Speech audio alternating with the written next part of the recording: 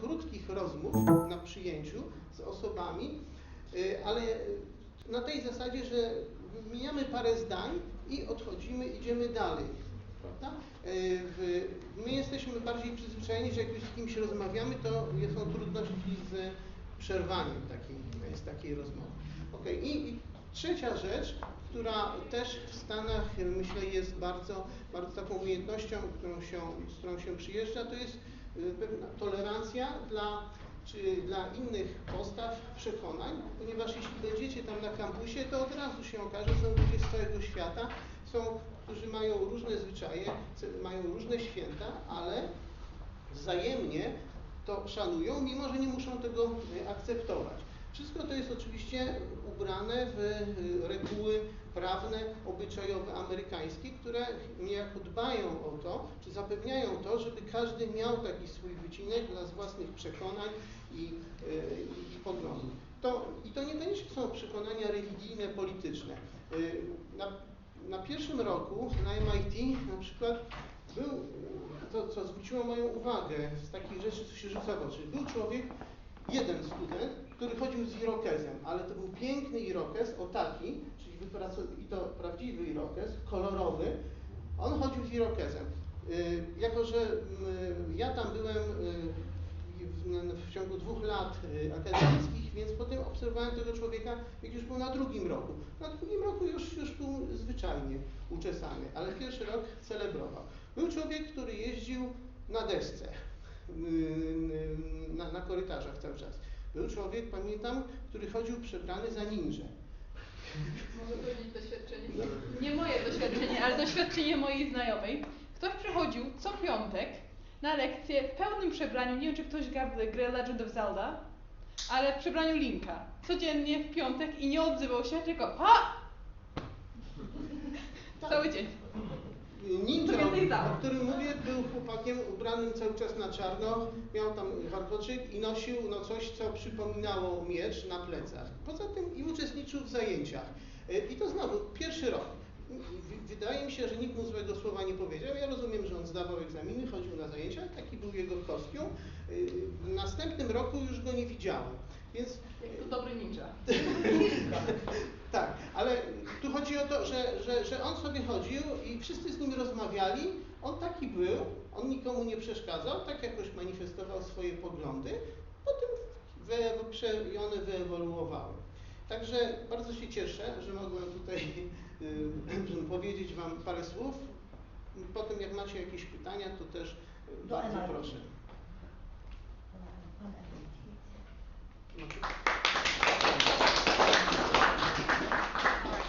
Czyli the floor is yours, Lublana, zapraszamy. I should probably introduce myself. A lot of you know me, some of you don't. My name is Lana. Miss Yola said I was partially American. I'm not. I am American. You can say I'm partially Polish. Either way, I'm going to be presenting to you, this lesson is just going to be a bit of an introduction. It's going to be a chance for me to figure out how many people are going to be here, who's going to do the old SAT, who's going to do the new SAT, and how we should organize this preparation. Okay, so question number 1. How many of you don't understand a word I'm saying? Yes, well, right. Anybody else? Great. Then we're on the right path. Does anybody here absolutely know they're never, ever going to go to college in the States or university? Great. How many of you are planning to take the SAT this year or next year? That's quite a few. Okay, fantastic. Now, how many of you are planning to take it before March? Any of you? Maybe. Is that a maybe? No? Okay. That means you're going to be preparing for the new SAT, because March is going to be the first installment of the new SAT, but we'll talk about that later. Right now we're going to talk about why it's a good thing to take the SAT. Like most of you who are already planning to probably know.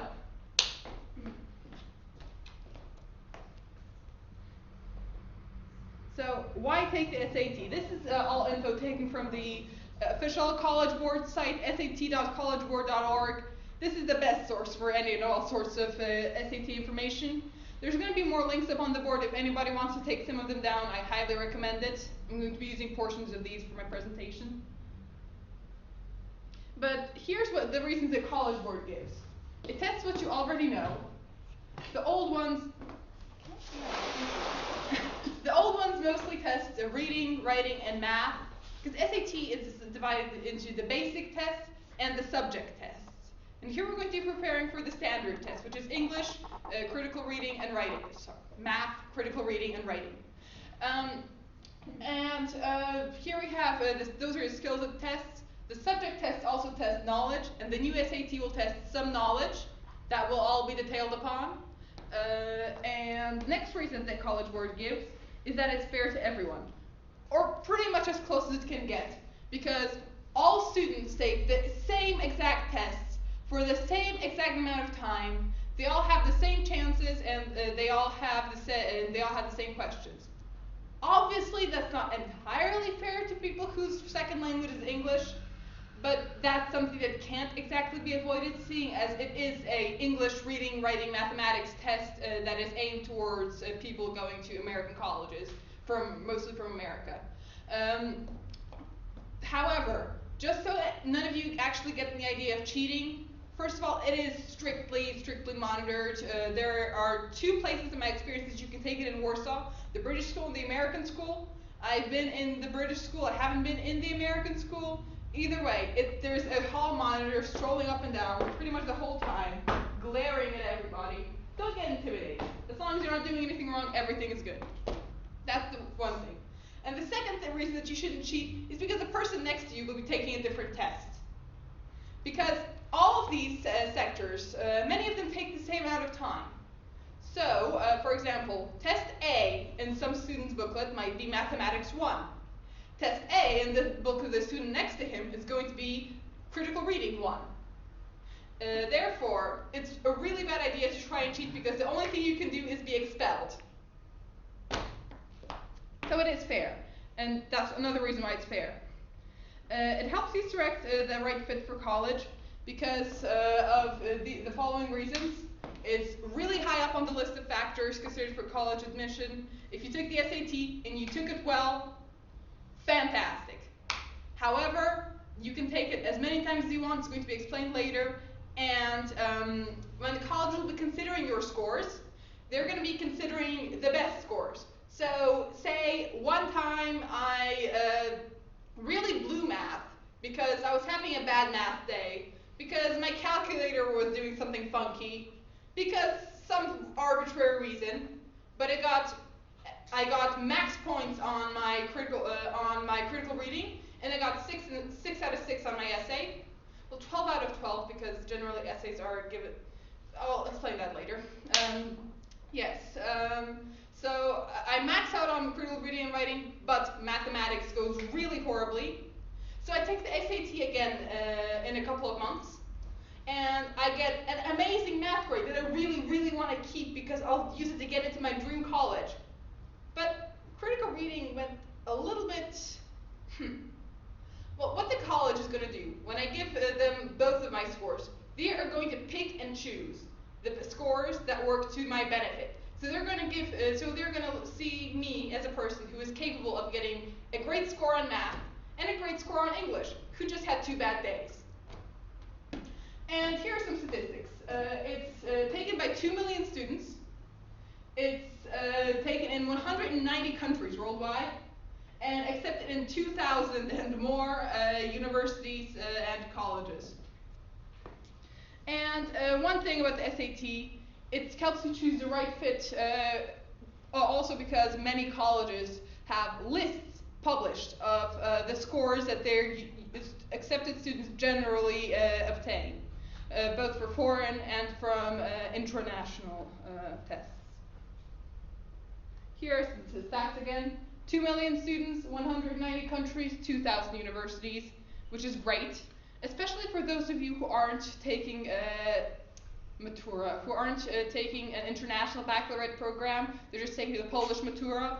It would be best if you did take the SAT, because you walk into an American college and you present them with your Matura results. They're not really going to know what to do with this. Of course, they do have their points, they're changing, they're calculating. It's not really going to end up very well for you because the Polish Matura is graded a whole lot more strictly than the SAT. That's another thing. And yes, you can take it more than once. You can take it as many times as you want. You do have to pay the fee every time, but if you apply for a waiver, that can be waived, which is a good thing because if you're planning to take it every month for a year, for example, that doesn't happen every month, but every time it appears for a year, then that's going to add up really, really quickly, especially since there's a fairly large international fee. I want to say it's like $60 or $70, so it's kind of pricey, but there is a fee waiver available. The more times you take it, the better for you, for the reasons already mentioned, and they do take into account the best score. And the SAT is changing. So this is where I talk about the differences between the old SAT and the new SAT. These are really important to know because, well, from what I can see, all of you are going to be taking the new SAT. Nobody's taken the new SAT before. However, College Board offers numerous resources pertaining to studying for this SAT, such as Khan Academy, for example. And on these courses, we're also going to be picking and choosing the essence of each topic and preparing ourselves to take the SAT from the information we get from College Board. It's starting in March. And the new SAT, what's changed? Well, in the current SAT, the last administration is January 2016. So if anybody's planning to take the old SAT, which I recommend because it is doable, you can study for it. You're not supposed to study for it in a month, but I'm going to be perfectly honest. If you sit down and you work your backside every night for a month, you could do it. There were 171 questions and the test took 3 hours and 45 minutes. There were 3 sections: mathematics, critical reading and writing. They test general reasoning skills, they test a wide range of math skills. Questions in the critical reading section are rather easy because simply they're going to be questions of the type, explain the purpose of this sentence used in the passage, or explain why the author chose this word in the passage and not another word, or explain the effect that choosing such and such a protagonist had upon the message of this text. That's critical reading. So rather easy. It just tests your ability. It's like critical reading very much reminds me of those tests you take in English as a second language class, except it's a bit worse because it's a complicated language. It's made for American college, wannabe college students. So there is going to be vocabulary, and vocabulary for the SAT is a big thing. But it is doable. Vocabulary is the one thing that you really need to work on systematically, consistently, because if you don't use vocabulary, you can't memorize 2,000 words the night before. I mean, you can try. It's not going to work. Be my guest, though. The essay is required. The essay in this section, in the old SAT, is a 25-minute essay. It's 25 minutes, and there's a very, very strict form that it must take. There must be such and such a length of paragraphs. It must all fit on one page, mind you. And it's not even the whole page, a special frame on the page. And if it doesn't fit, then you're disqualified. Whatever's outside the page is not taken into account because the SAT is graded by computer, and the computer does not take into account anything written beyond the frame. And the essay, there's a very nice algorithm how many minutes you dispense to each part, which we won't go into because it seems that none of you are planning to take the old SAT unless. Hi, new guests. Hi. Are you planning to take the SAT before March? Yeah. Yeah, old SAT. Okay, good to know. And the scores range from a minimal of 600 points. If you flunk everything, they'll still give you 600 points total. There's 3 sections, each section is maximum 800 points, so you get 200 points in each section as a baseline. So you can't get 0 points on the SAT unless you're really, really talented. Or cheat. The new SAT. First administration is in March. There are 154 questions, as opposed to 171 questions, and it's only 3 hours long, but 3 hours 50 with the essay. The essay is now non-mandatory, and it takes double the amount of time as the previous essay, but it's also longer. Math. It's divided into 2 sections, math and evidence-based reading and writing. It measures skills, but also some knowledge. Even in mathematics, in the old SAT, every single formula you would need to be provided at the top of the booklet. Good. In the new SAT, I would assume you, for example, have to have the Pythagorean formula in your head, because that was provided from my experience. If I'm not mistaken, the surface area of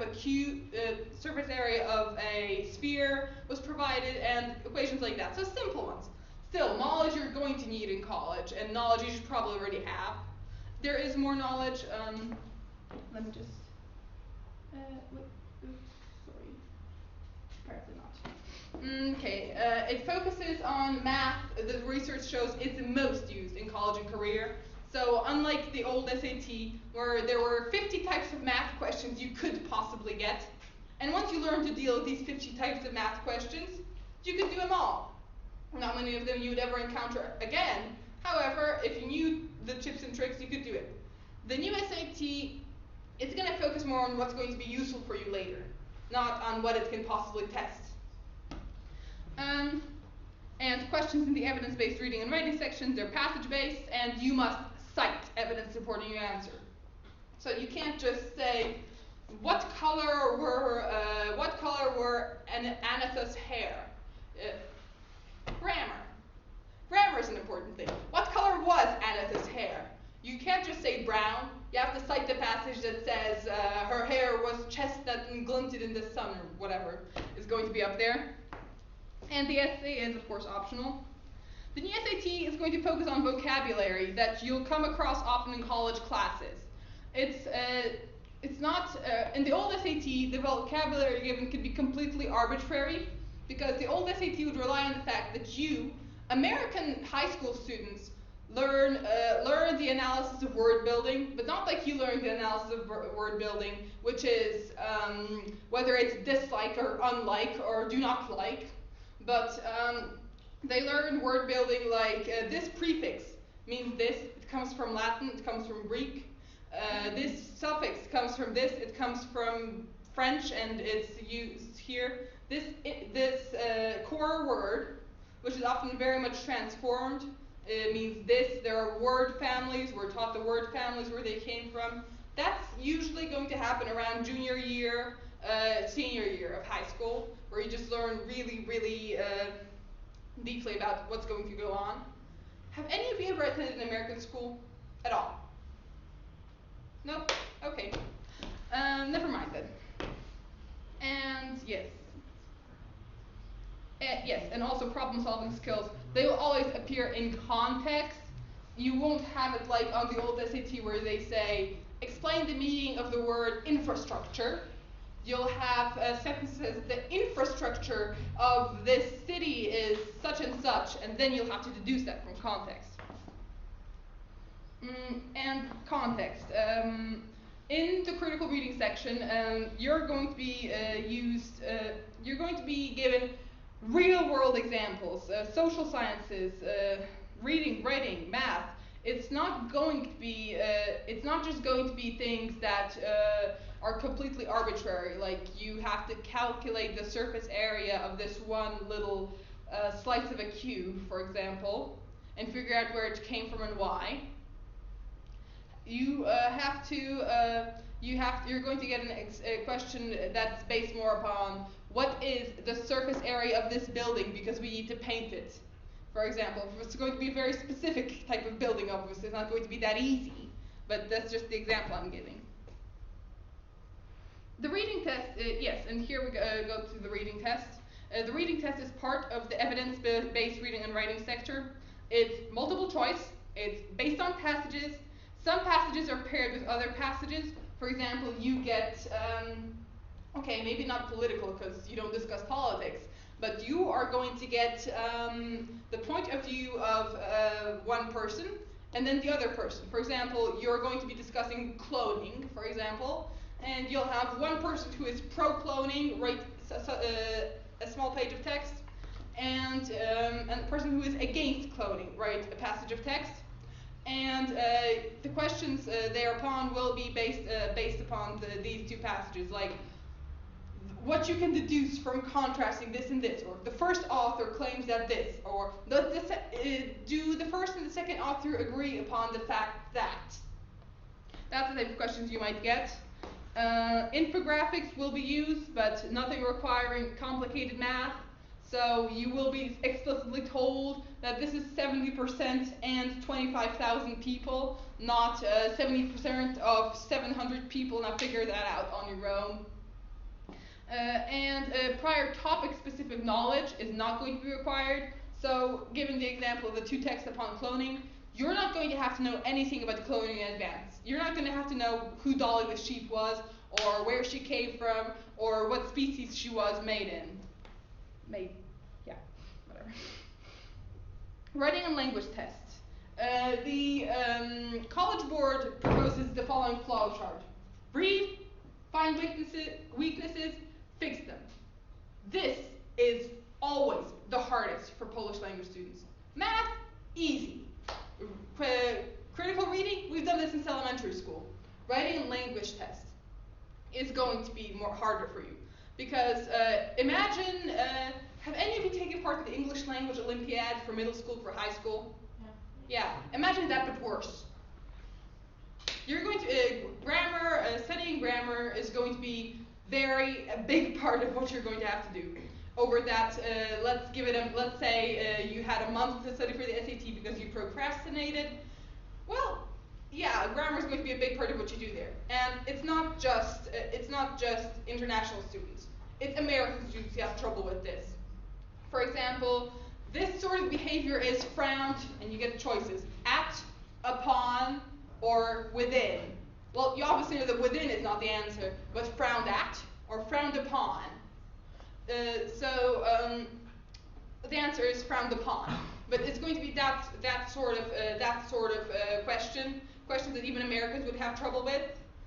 There's not going to be too much of the whole business where you have two, or two, because they assume that if you're applying to college, you probably know that. But there's going to be harder ones. They're based on passages, and some passages are accompanied by informational graphics. But for example, in the passage, there's going to be a blank. It's like this sort of behavior is frowned, blank, and then the rest of the sentence. And you're going to have to figure out what preposition you're going to have to put in there. And of course, prior topic knowledge is not tested. Prior topic knowledge is never tested except when you take the subject tests. And essential math. The new SAT only tests essential areas of math, like data analysis, like algebra.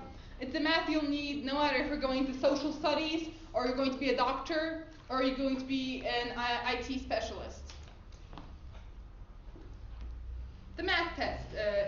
Most are multiple choice, some are grid-ins. What is a grid-in? A grid-in is much like an open question, except you get this grid, which I forgot to enclose the picture, unfortunately. But you, for example, get this grid for your answer. Let's say it's 3 digits, and you're going to get 1, 2, 3, 4, etc., a slash, and a dot. So say your answer is 3.1, then you have to write 3 here, shade the 3, find the dot, shade the dot, write the dot, and 1, and shade the 1. That's how that works. So even with open questions, you usually know how many digits you're supposed to have, or how preposterous the answers can or cannot be, simply because you're given this sort of limitation at the very beginning. It's got three parts. The heart of algebra, which focuses on mastery of linear equations and systems. Now, they say mastery, they mean mastery on a basic American high school level. They don't mean, don't laugh, it's not necessarily, American high schools aren't all bad, but this isn't going to test you on higher level mathematics, on AP mathematics, on extended mathematics, or on whatever higher level of mathematics you wish to choose. It's going to test you upon what you learned up until half of 12th grade, half of senior year. Problem solving and data analysis is about being quantitatively literate. That's a fancy way of saying that you know how much 30% of 100 is. It's 30. And Passport to Advanced Math, which features questions that require the manipulation of complex equations. Again, they say complex, it's not going to be very complex. On the old SAT, you'd have questions that also require you to have some problem-solving skills that aren't necessarily mathematical. For example, they would say that, give you an example, a random imaginary mathematical symbol. They'd actually give an imaginary mathematical symbol. B is, for example, A, B divided by A plus B. And then they would ask you 7 rhombus what equals 30. And then you just have to substitute, plug it into the equation, and figure out what that meant. I'll be honest, I don't know if this kind of question is going to show up on the new SAT. Mathematics, I'm going to prepare you both against what's on Khan Academy and what you need to know for the old SAT.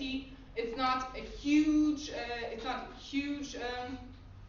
database of knowledge that you need to have, but it is something that you should be expecting.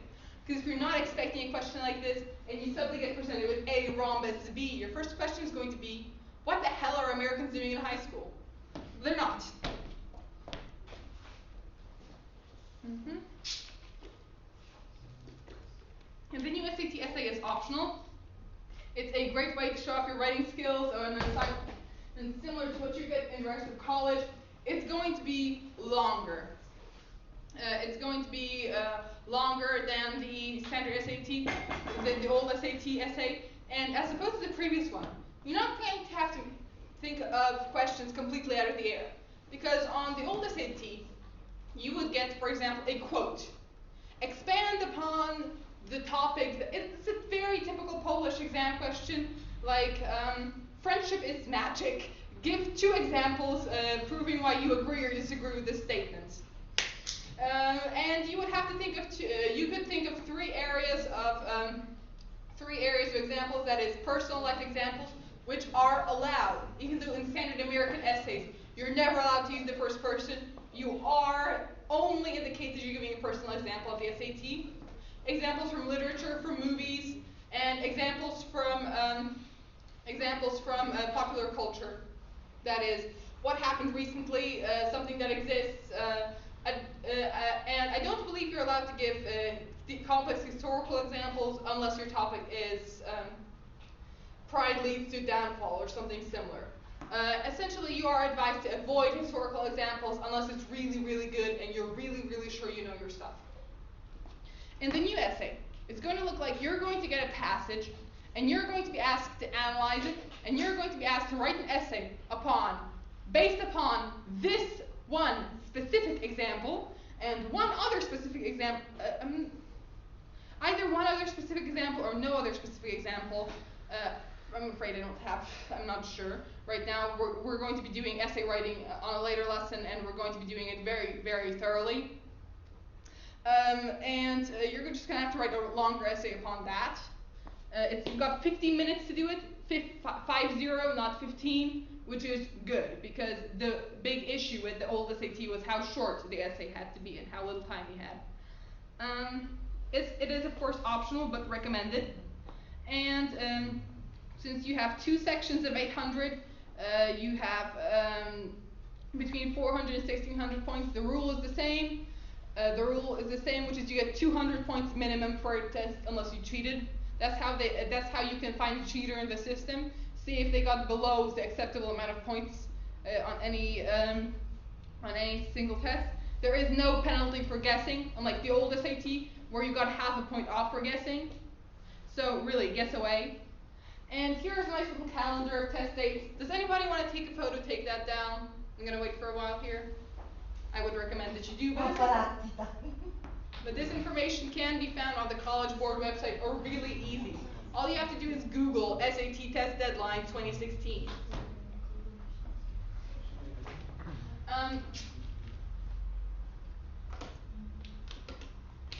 Yes.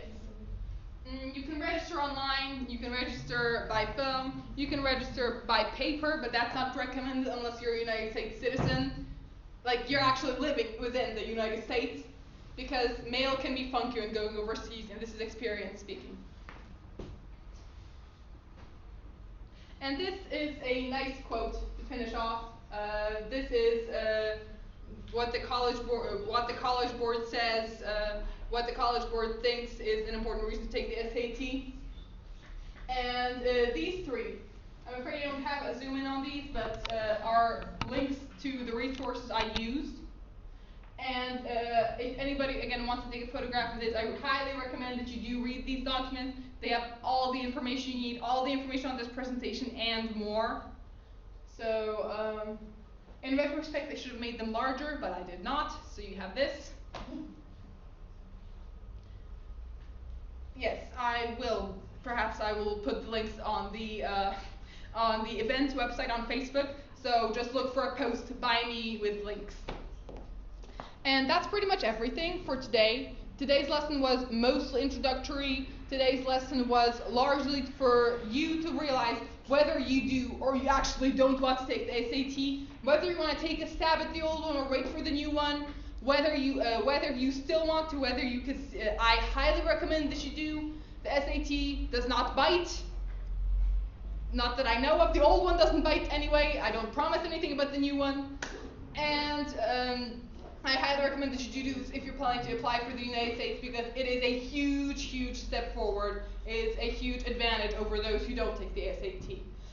If you get accepted, if you get a scholarship, for example, from an American college because you're a fantastic sportsman or a great artist, they're going to ship you over to the States and have you write the SAT. You're gonna have to get a good acceptable score on it, or else. Oftentimes also many scholarships. I forgot the word scholarship. Many scholarships are based partially upon your SAT score. Like for example, the merit-based scholarships often take into account SAT scores as an example. So I highly recommend it. And if anybody wants to ask questions, now is the time. So how are these classes going to be organized? Like once monthly, they're going to be organized, and since we have 4 months left until the new SAT deadline, we're going to be doing, from what I can see, all or almost all of you are going to take the new SAT. We're going to be discussing more in depth what you need for mathematics.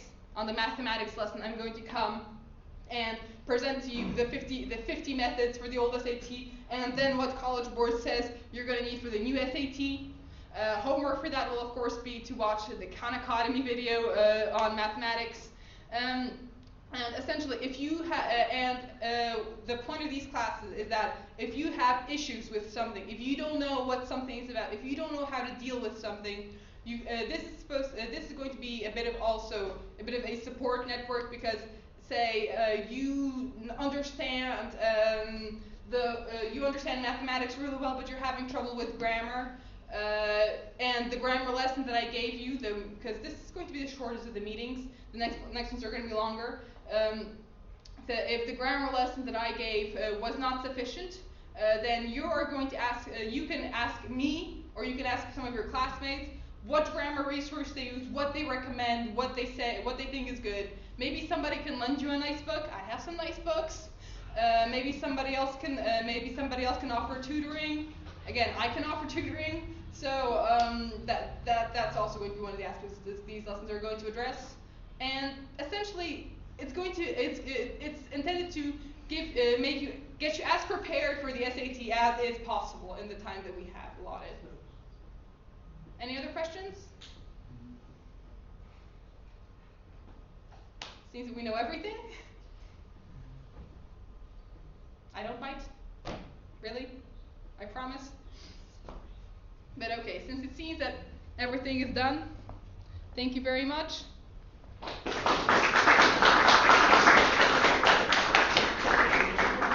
Słuchajcie, teraz bardzo dziękuję Lani, ja będę mówić po polsku dla odmiany.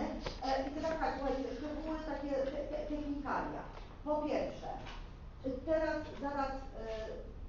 zaraz now, jeżeli ktoś ma czas i ochotę, co dodatkowo zrobić, żeby wzmocnić swoją aplikację, jest pani Kasia Izydorczyk z Fundacji Moja Dominikana. Zamienimy tylko rolaty i będzie mówić o tailor-made wolontariatach na Dominikanę, na które można wyjechać już w najbliższe ferie. Czyli jeżeli kogoś interesują wolontariaty na Dominikanie,